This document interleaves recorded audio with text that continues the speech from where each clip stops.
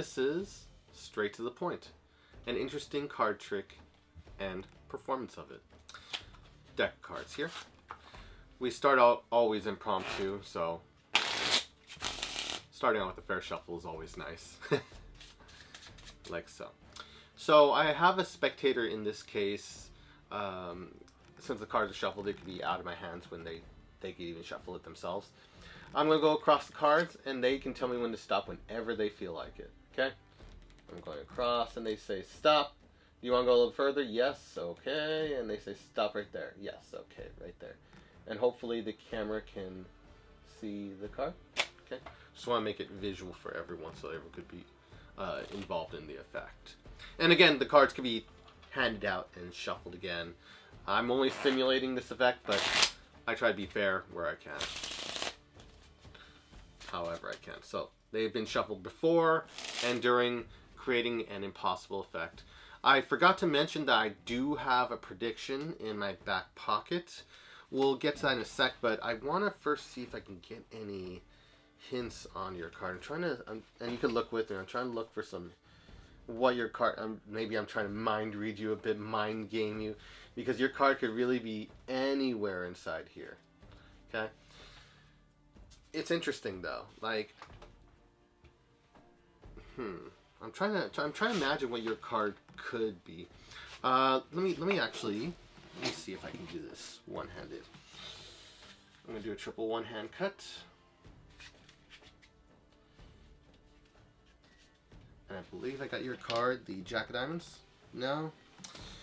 Well, I guess it must be with the predictions I had. I had a couple, actually. Well, let's start with this one. This one will be the piece de resistance for the end. My final prediction. Because I know, like it could have been close, like the Nine of Hearts. It could have been like the Nine of Clubs as well. It could have been with the Nine of Spades. But lo and behold, I think your card was in fact the Nine of Diamonds. Is that correct? And that is straight to the point card trick. Modified version for the table, but usually it's great overall. And I hope you enjoyed it. So before we get to the explanation, if you can, leave a like. The Academy always appreciates it. So on to the explanation. This is a very, very, well, interesting effect. And you can really play out the prediction from the beginning, which is more suggested, and then to the middle, then to the end. I forgot to say at the beginning, so it still worked to the middle, as you'll see. So cards start out shuffled. And as I'll say endlessly, well, if you can find a way around this trick, go for it. But, well, I mean, you could force and work around it. But this trick, in my case, in my method, relies on culling. So I will suggest you to the link down below for Roadrunner culling. Coltia did a wonderful job of explaining it, and it's fun. Culling is fun. So that's for the latter part, just saying in general for the method that I use. So the card can be, card is peaked. I'm alternating. I keep on thinking, do they just think of a four-of-a-kind, name one out, or do we peak one? And in this case, we're going to peak one. So it's a standard peak. Improvements were made, or subtle improvements were made by John Armstrong in his Armstrong Magic DVD, where he went deeply over it. I forgot his subtlety, if it was in Mechanics grip or a straddle where he does it. Maybe it was a straddle grip. Do you get more control over it? I don't know. You would want the pinky here. Anyways, John Armstrong volumes 1 through 3 have some improvements on that. So let's just say we're just going to do it mechanics style. Thumb over the pack, other forefinger on top, other 3 fingers gripping the deck tightly, or decently tightly, so you can get this. Actually, you don't even need to grip it tightly. You're mostly just opening with your forefinger, thumb in the back. So just like you're riffling across, and just getting it so you could really see all the cards. You really want to be able to show all the cards. Maybe you could thumb clip. In certain cases, you could just thumb clip Just peel it across. If the cards don't fall out and fall across. So just however you want to do it. They riffle, and then you say, tell me when to stop whenever you like. And you'd want to simulate it first to make it the process faster. I'm going to go across, and you just tell me when to stop whenever you like. Okay? They go, okay, and then you go for it. And I need to bend the deck back. Don't want bending too much. So they say, stop, and I always offer, do you want to go further? Right there. They go right here. Okay, and you can memorize the card, hopefully. Okay. And we get a pinky, as we're closing it up, we get a pinky break on that card. And I'm going to do an Eddie Factor thing, or it was talked about in Eddie Factor books, and I believe maybe in Matt Schuling, I can't remember. This is, I really can't remember, but I know it was definitely in The Magic of Eddie Factor, where they talk about getting a peek from this position. So after you get the peek, get your pinky on it, you push off, and then you can subtly get the peek right here on the card. Just by pushing over, pinky pushes over like so, and you get a subtle peek right here. And you could also do this, mentalists use this technique quite often. And you could also do this while saying, you really imagine your card under that guy's, so it's not noticed here. Or you just can actually talk to the spectator, and you can just notice it right under the cover of the thumb, however you choose to go about it. And after you do that, you just relax, and the break closes on its own, which is great. So in this case, I noted it was the 5 of hearts. So in this case, we're going to go with the 5. And immediately after I notice the peak, I drop it, let go, and this pack can be shuffled again by a spectator, which is really, really nice. So it adds that freeness. Okay, his hands are empty. He's let me shuffle before and after. How is he going to find? There's no way. The deck checks out. It's not rigged. Like, they're trying to analyze it. And when you remove all the reasons or everything they had left, and there's nothing to question, all you're left with, as Dai Vernon would say, is pure magic. So, we go to spread the cards towards ourselves the first time. I forgot to do this and lucked out, but you want to spread the cards towards yourself and quickly note where the 5 of hearts is and cut a few cards above it to the top, like so. Okay? And then we're going to start spreading and culling. If the 5 is too close, mine's second from the top. One little trick is you could swing cut some cards toward the middle, retaining the top packet. So I left off half the packet, swing cut, so I can be able to have an easier situation in culling. Have that cover card right here, okay? So it allows more space in your culling, and then start pushing off some cards, saying I'm going to look through and try to find your card. I mean, it could be anywhere inside of here. And you don't want it to like stop and suggest it. I'm doing that for explanation purposes, showing it. But I'd be more casual, just like spreading, closing, and culling. As Quiltia explains in his Roadrunner Cull DVD, which is a great DVD. So running, closing, running, closing. And now through that cull of all 4 5s, we also made sure that by placing this one near the top, and it gets culled last, it's on top of the pack. So it makes the revelation a little bit easier. Unlike how I did it, I was kind of just lucking in the performance. So once I got all 4 5s on top, I'm going to find it in an interesting way, I forgot to mention it, but you would say this towards the beginning. Again, I would suggest towards the beginning you would say, I also should mention I have a prediction in my back pocket. Let's hope I don't have to use it. And then at this point, I could also say I also should mention I have a prediction in my back pocket, but let's hope I don't have to use it. And that's one excuse. You can come up with whatever excuse if it sounds lame in any way. Come up with your own that's more logical to what you do. And as you're doing that, I was kind of worried because doing this in a close quarters and with the table right here, there wasn't much room for me to stand because I can do this much easier while misdirecting and standing and palm it off. But this case, I was just being casual and I got the technique in, which you saw. You get in a semi-unprofessional manner, I'll admit that. But usually you would want to cover the move under a guy so nothing is even seen.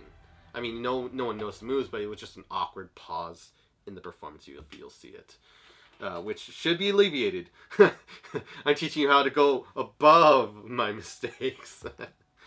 So I would say, and we also got a prediction in my back pocket, and hopefully we won't have to use it. And as I'm doing that, I opt for, and I would be more down my side or casually over here, but I'll just explain for demonstration purposes, flashing this way. As I'm loosely suggesting it, I'm doing a 4-card prep for the palm. So this is one technique covered in Daryl's Card Revelations, volume, I can't remember, like 4 or 5, I would think. Just guess. So 1, 2, 3, 4. We would riffle off 4 cards. So again, would riffle off in mechanic script.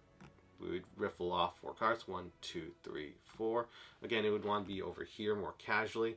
And after you get the 4 cards, you interject your forefinger in there, and then your thumb comes around and clips. So it gives that little pop. You hear the little pop, and you secure. It's a little more difficult with a new pack, so forgive me. But you'll be able to, regardless, you'll have to put a little more pressure if it's a newer pack. You get you get a break under 4 cards, and now you're all set to palm off and go to the end of the routine. So again, this will be done on the guys. If I'm standing, it's so much easier. Let's just take me out of focus for a sec. So I go. Oh, and before I forget, there's a prediction. Man, I messed that up. Okay, redo. And it's just when you talk too fast, it just becomes crazy. So, I should also mention, I've got a card in my back pocket. It's a prediction. Hopefully I don't have to use it in any way.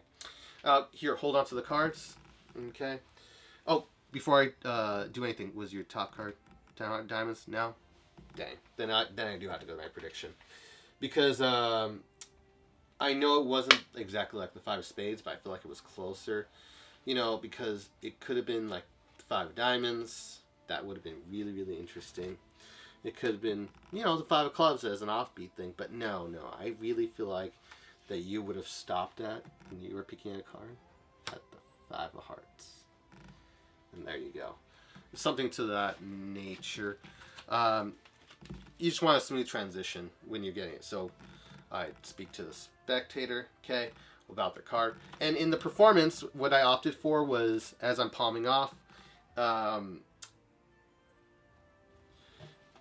because there's so many routes you can go with this, and I try to open this up as a discussion so everyone can have their, you know, little way of improving it. In the original performance, I remember that I would just tossed off, and I said, you know what, let's just go right to the prediction, and I just went right for it. And I would just palm off, which I discussed in another video. 4-card palm. I just come over, palm, have it right here casually, do the expert card technique toss, which is such a great move, and then casually go to the back pocket with the cards.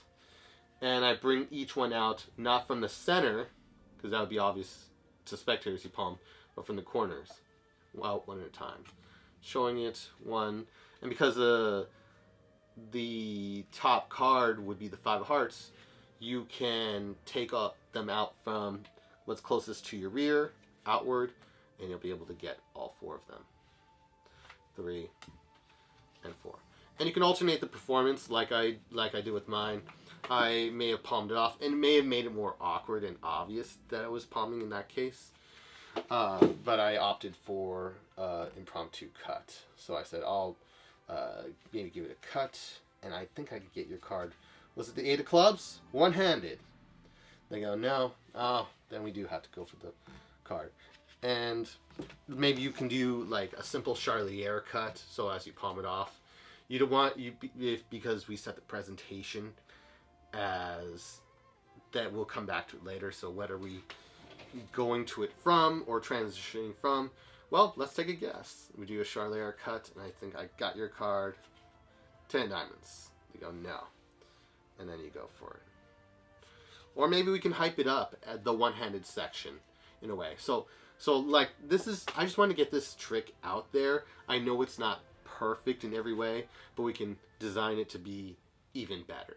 And it's just like different original ideas to play with. I would have always loved to have, you know, card tricks that aren't perfect. It's like, okay, that's all right, that's pretty good, but I'm going to add this little twist to it and make it even better, make it your own, you know.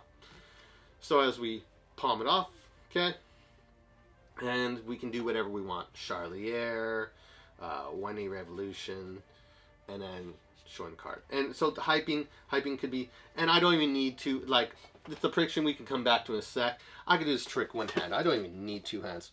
One hand in the pocket, go for it, watch this. And so we can create that hype for it and give logicality for the hand staying in the pocket rather than just for the segment. Unless you can do a really crazy cut and really direct the audience, they might eventually question why your hand is just hanging down.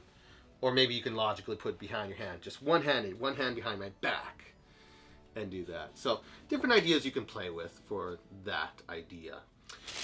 But all in all, it's just a great effect where a card is peaked, and then whether you do a false revelation or not, at the end the prediction would reveal the card, but not only that, the 4 of a kind right there.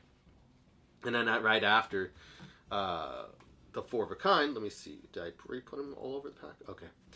And at the end, let's say for the 4 of a kind, you're all set up if you use one card as a scoop, and it can lead in perfectly to invisible palm aces if you're that type of individual.